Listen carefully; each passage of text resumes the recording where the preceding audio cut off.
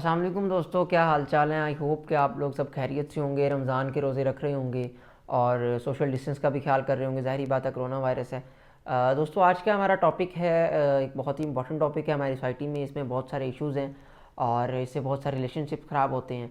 Long distance relationship किस तरह maintain किया जाए, उसको किस तरह उसमें खुशहाल रहा जाए। लॉन्ग डिस्टेंस रिलेशनशिप में हम कुछ बातों पर देख लेते हैं। आज 5-6 बातें गौर कर लेते हैं, इसको ज़ेरे बहस ले आते हैं और इस पर बात कर लेते हैं। उसमें सबसे पहली चीज़ ये है कि हमारी एक्सपेक्टेशंस बहुत हाई होती हैं अपने पार्टनर से। वो रिलेशनशिप चाहे हस्बैंड वाइफ का हो, वो हमारा बेशक पेरेंट एंड चिल्ड्रन का हो, वो रिलेशनशिप हमारा किसी फ्रेंड्स का हो या हमारे कोई कज़न्स का हो, किसी भी तरह का रिलेशनशिप हो सकता है दो बंदों का। अब वो लॉन्ग डिस्टेंस रिलेशनशिप जब बन गया तो ज़ाहिर बात है, अगर आप एक दूसरे के साथ नहीं हैं तो दूर हैं, तो और गलत फहमियाँ पैदा होंगी। और जब और गलत फहमियाँ पैदा होंगी तो और बहुत सारे मसाइल पैदा होंगे।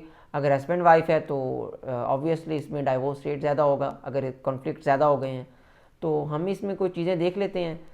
सबसे पहले मैंने आपको एक्सपेक्टेशंस बता दिया कि अपनी एक लिमिट में रखें एक्सपेक्टेशंस, उनको इतना हाई ना करें।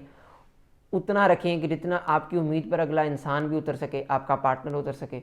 अब एक्सपेक्टेशन होनी तो चाहिए, ये तो एक ह्यूमन नेचर है। अब एक्सपेक्टेशंस बहुत हाई नहीं होनी चाहिए कि अगला बंदा आपकी एक्सपेक्टेशंस पे उतर ही ना सके, आपकी उम्मीद पर ना पूरा उतर सके और फिर आपकी उम्मीदों पर पानी फिर जाएगा और फिर आपके दिल में बहुत सारी और दिमाग में बहुत सारी बातें घूमेंगी और जो कहलाएंगी मिसअंडरस्टैंडिंग्स। अच्छा, अब एक मिसअंडरस्टैंडिंग हुई, आप लोगों ने क्लियर नहीं की। एक गलत फहमी पैदा हुई, आप लोगों ने क्लियर नहीं की। दूसरी हुई, तीसरी हुई, सो ऑन होती चली गई। तो इसका सबसे पहला पॉइंट क्या है कि आप फर्स्ट एक ही पहली गलत फहमी जब हुई, आपके दिल में कोई बात आई, आपके दिमाग में कोई बात आई, आप उसको वहीं पर क्लियर करें, अपने पार्टनर से शेयर करें कि ऐसा ऐसा था यार, मेरे दिल में ये बात है या मेरे दिमाग में ये बात है, तो लिहाजा ऐसा है भी या नहीं, मे भी ऐसा ना हो। वो आपको गाइड करे और आपको समझ आ जाए। तो लिहाजा ये क्या हुआ, पहली स्टेज पर ये ख़त्म हो गया और रिलेशनशिप अच्छा हो जाएगा, हेल्दी हो जाएगा। अच्छा, अब दूसरा क्या है, टाइम मैनेजमेंट। कि हम रिलेशनशिप में टाइम मैनेजमेंट नहीं कर पाते। या तो हम सारा सारा दिन बात नहीं करते, अगर करते हैं तो बहुत ज़्यादा बात कर लेते हैं। अब इसमें ये होना चाहिए कि एक तो हम टाइम रखें कि हमने इतनी बात करनी है, या अगर आपने ज़्यादा बात करना चाह रहे हैं ज़्यादा बात कर लें।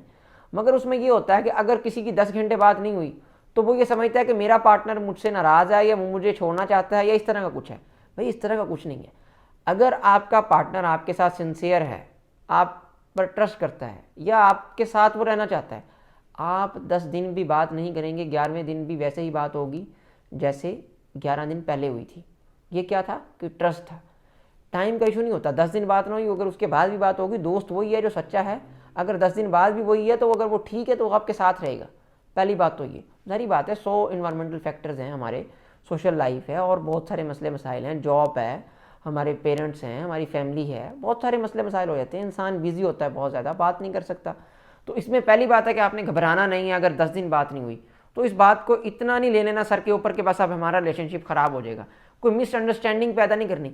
अगर करनी कर भी ली है तो उसको पहली स्टेज पे ख़त्म कर लेना, जैसे मैंने आपको बताया, उससे क्लियर कर लेना है। अच्छा, अब दूसरी बात यह है कि हमने क्या देखते हैं, हम अपनी सोसाइटी में ये देखते हैं कि आजकल हमारा बड़ा ट्रेंड चला हुआ है कि मैसेजेस में ओके लिखा ना, अगर खाली के लिख दिया या ओके लिख दिया तो ये बहुत बड़ा एक ना गुनाह समझा जाता है। भाई, गुनाह ही समझा जाता है। अगला बंदा कहता है अच्छा, इसने मेरे मैसेज का जवाब ओके में दिया है, मतलब ये अब मेरे से नाराज़ है, भाई अब रिलेशनशिप हमारा ख़त्म। ठीक है, वो भी आगे से ओके में ही देगा।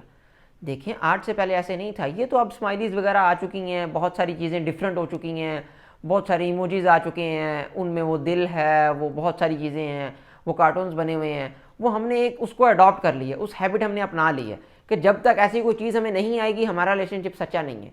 ऐसा नहीं है। हाँ, इसको ओवरकम करने के लिए आप क्या कर सकते हैं। ज़ाहिर बात है, टेक्स्ट मैसेजेस में आपको बात उस तरह कन्वे नहीं होती जिस तरह आपको कॉल पर कन्वे होती है या फिजिकल कॉन्टेंट में आपको कन्वे हो सकती है बात। उस तरह नहीं होती मैसेजेस में। आप वीडियो कॉल कर लें, आप कॉल कर लें, आप उससे बातें शेयर करें। हाँ, फिर एक और भी बात हो सकती है, आपने कोई हंसकर बात की, आपके पार्टनर ने आपको जवाब नहीं दिया, या वो आधे घंटे में आधा घंटा आप उससे बात कर रहे हैं, वो चुप ही बैठा हुआ है, तो आप उसे अपनी बातें छोड़कर उसका भी तो पूछ लेना, भाई जान मसला क्या है, आप इतने चुप क्यों हैं, आप बात क्यों नहीं कर रहे। हो सकता है वो ऑफिस में उसके बॉस ने उसे कोई बुलशिट कह दिया हो, वहाँ से बड़ा अपने उसके कोलीग से किसी से कोई बदतमीजी उसने किसी ने कर ली उसके साथ, वहाँ से वो टेंशन में आया हो, बाहर आते हुए किसी एक्सीडेंट से बच गया हो, वो उसको एक्सीडेंट होने लगा और वो बच गया। सारी बात है वो उन टेंशन में है। उसे थोड़ा सा टाइम दें, उसे स्पेस दें, उसकी बात को समझें, उसकी बात को सुने, वो जो आपसे बात कर रहा है। ये नहीं है कि अगर आप खुश हैं तो उसे भी खुश होना चाहिए।